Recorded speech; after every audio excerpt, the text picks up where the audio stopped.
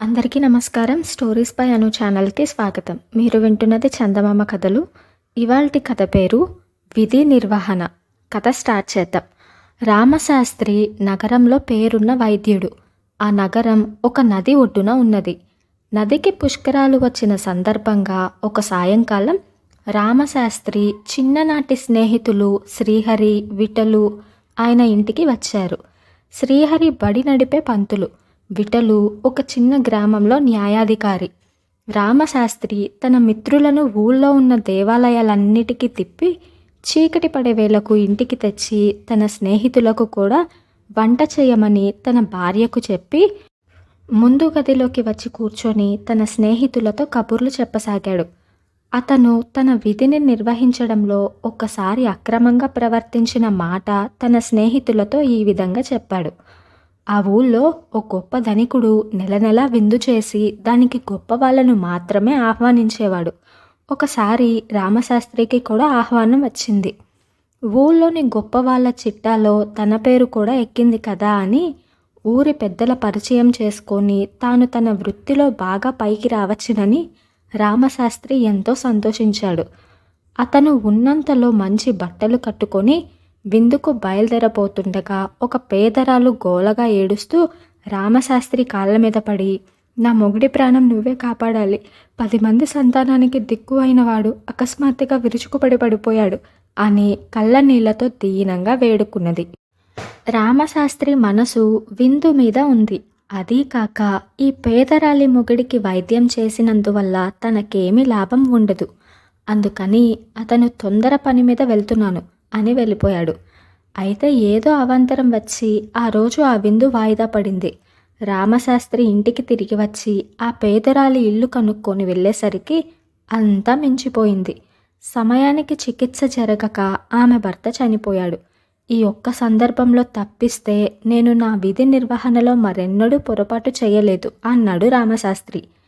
నీలాగే నేను కూడా ఒకసారి నా ధర్మాన్ని అతిక్రమించాను అంటూ బడి పంతులు శ్రీహరి ఇలా చెప్పాడు.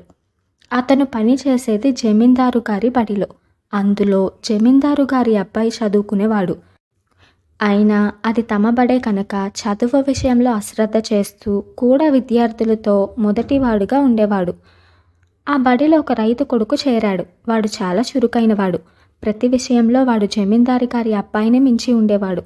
అందుచేత జమీందారి గారి అబ్బాయి ఆ రైతు కొడుకును బడి నుంచి పంపేయమని శ్రీహరిని కోరాడు.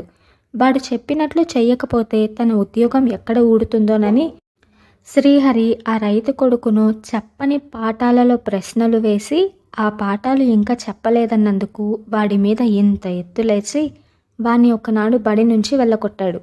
రైతుకు తన కొడుకు జరిగిన అన్యాయం గురించి తెలుసు.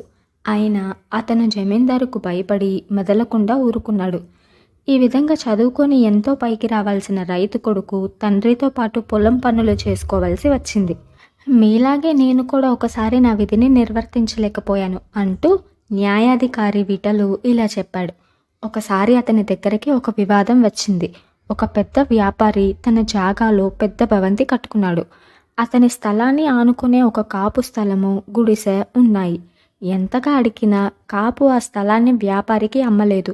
వ్యాపారి తన మనుషుల చేత కాపువాడి గుడిసె కూలతోయించి స్థలం ఆక్రమించుకున్నాడు. నిజం విఠలకు తెలుసు. కానీ అతని చెల్లెలిని వ్యాపారి కొడుకు ఇచ్చి పెళ్లి చేసేటందుకు మాటలు జరుగుతున్నాయి. వ్యాపారి బోలెడు పలుకుపడి కలవాడు. అందుచేత విఠలు వ్యాపారికి అనుకూలంగా తీర్పు చెప్పాడు. ఇది ఒక్కటే నేను నా వృత్తిలో చేసిన అక్రమం అన్నాడు విఠలు. మొత్తం మీద మనమంతా మన విధులను సక్రమంగా నెరవేర్చుతున్నట్టే, ఇంక భోజనాలకు లేద్దాం అంటూ రామశాస్త్రి వంట ఇంట్లోకి అడుగుపెట్టి నిర్ఘాంతపోయాడు. అతని భార్య వంట చేసే ప్రయత్నంలో లేదు. తలుపు పక్కనే కూర్చొని ముందు గదిలో జరిగిన సంభాషణ వింటుంది. ఇదేంటి ఇలా కూర్చున్నావు, వంట చేయలేదు అని రామశాస్త్రి అడిగాడు. లేదు, ఈ పూట నాకు ఒళ్ళు నొప్పులుగా ఉంది అంది ఆమె.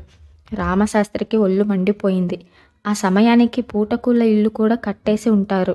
రాక రాక వచ్చిన తన స్నేహితులు పస్తులు పడుకోవాలా? అతనికి కూడా ఆకలి దహించుకుపోతుంది.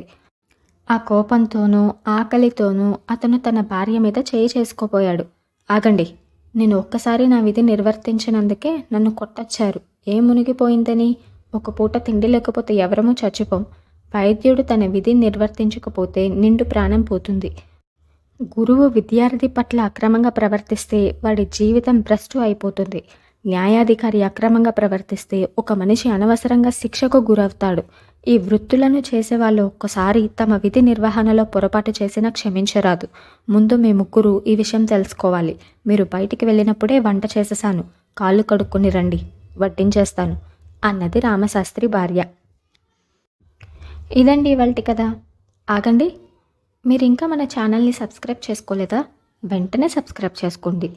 మన ఛానల్లోని కథలు మీకు నచ్చినట్టయితే లైక్ చేయండి, అందరికీ షేర్ చేయండి. నెక్స్ట్ వీడియోలో ఇంకొక మంచి కథతో కలుద్దాం.